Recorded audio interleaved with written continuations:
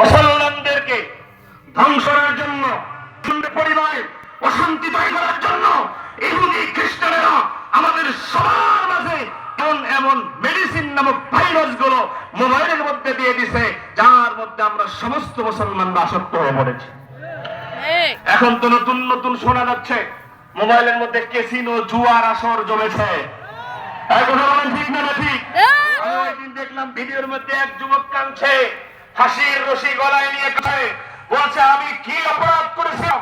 আমি আমার বিবির সামনে, বাচ্চার সামনে আমার চেহারা কেমনে দেখাবো? 2 দিন পরে আমার বাচ্চার পরীক্ষা, পরীক্ষার ফি আমি রিক্সা চালায় জমাইছিলাম, এই পরীক্ষার ফি পর্যন্ত আমি মোবাইলের গেমের মধ্যে ক্যাসিনো তো আমি হারিয়ে ফেলেছি। আমার সন্তানের পরীক্ষার ফি যদি আমি দিতে না পারি, আমার সন্তান পরীক্ষা দিয়ে কিভাবে খালি হাতে সন্তানের কাছে যেতে পারছে না? আমি রায় গলার মধ্যে রশি দিয়া আত্মহত্যা করে বাবা জীবন দিয়ে দিচ্ছে। কত পরিবারের মধ্যে অশান্তি। বিবি বলছে বাজার করার জন্য সারাদিন সিএনজি চালায় 800 টাকা 1000 টাকা ইনকাম করেছে।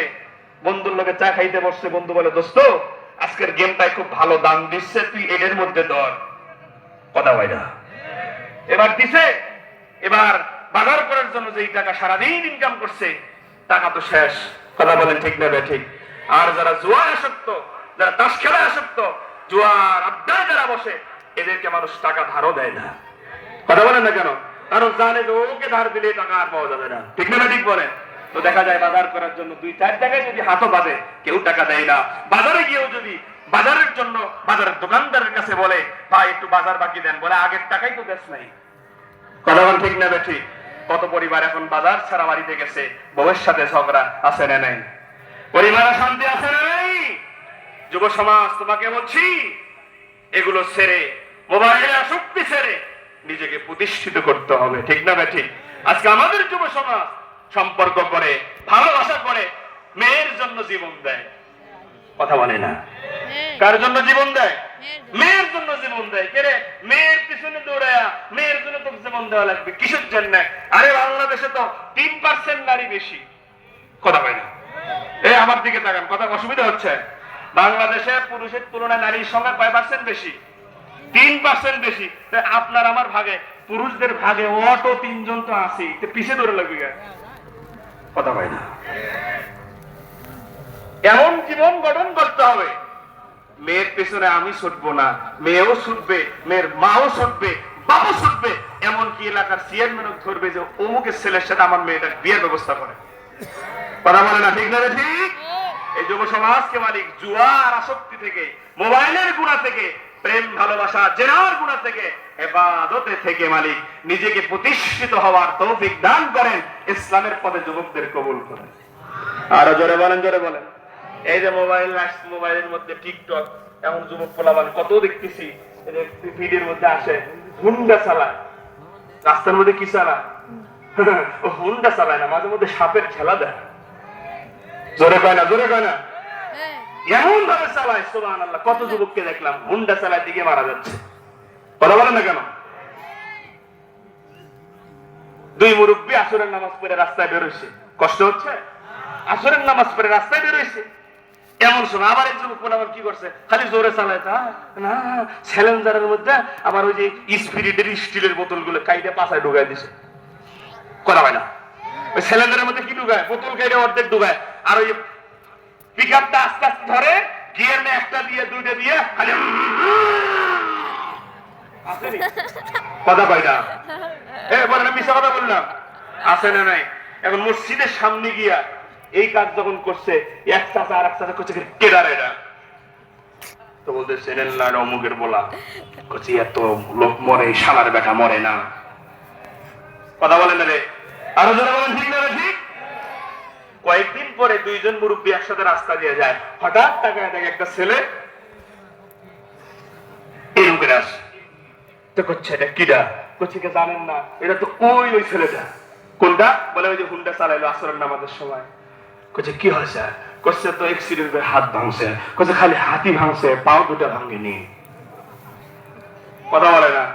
আর ঠিক না ঠিক? আরে যুবক, তোমার জীবন চরিত্র, তোমার আদাবুল মুআশারাত চলাফেরাতে এমন হবে, এলাকার মুরব্বী তোমার জন্য প্রাণ খুলে দোয়া করবে। কথা বলেন? কিন্তু কি জীবন গঠন করলা? তুমি অ্যাক্সিডেন্ট করছো, হাত ভাঙছো, পা ভাঙিনি কে, আর অনেকে করে মরে নাকি? কথা বলেন। যুব সমাজ এই কাজ করা যাবে? মালিক যুব সমাজকে কবুল করেন, বুঝ দান করেন।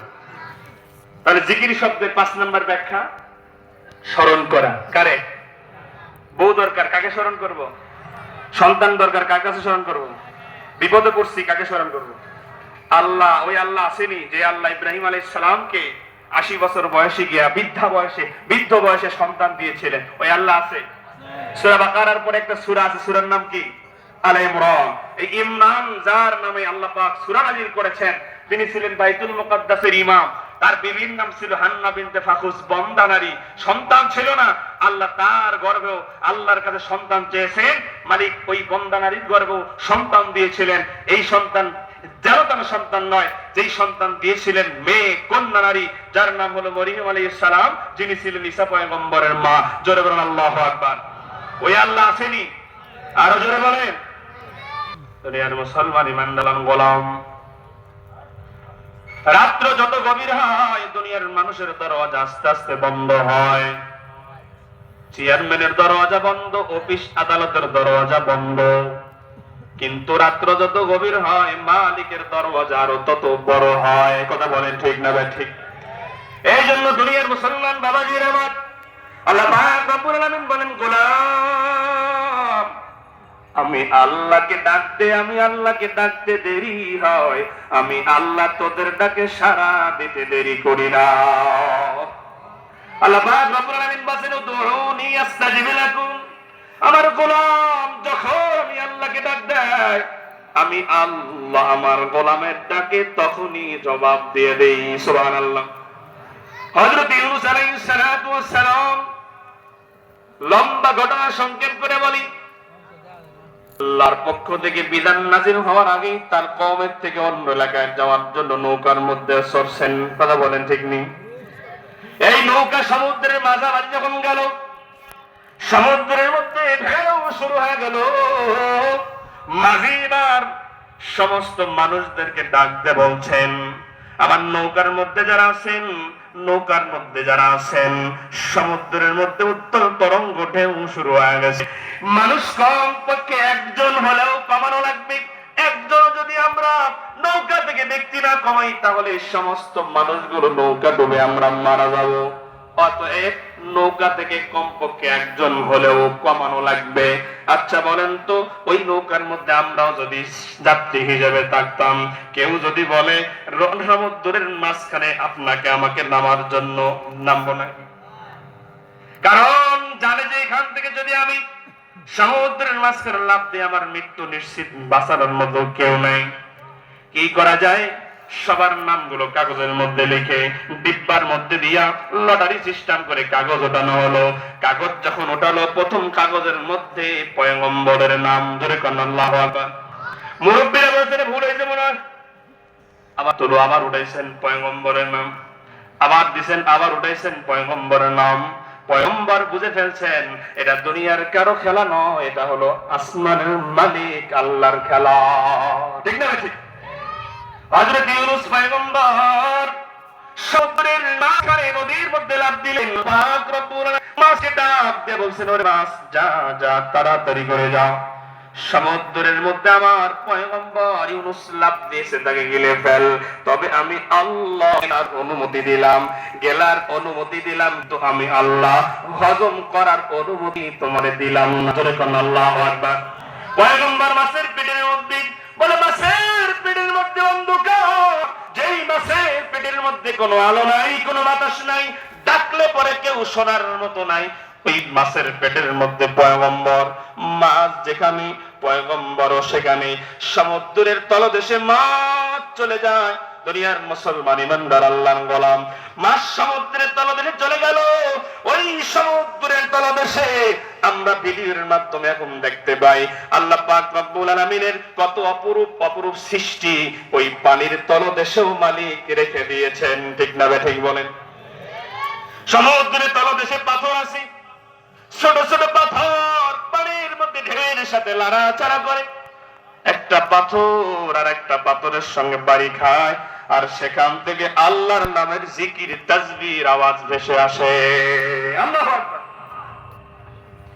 মাছের পেটের মধ্যে থেকে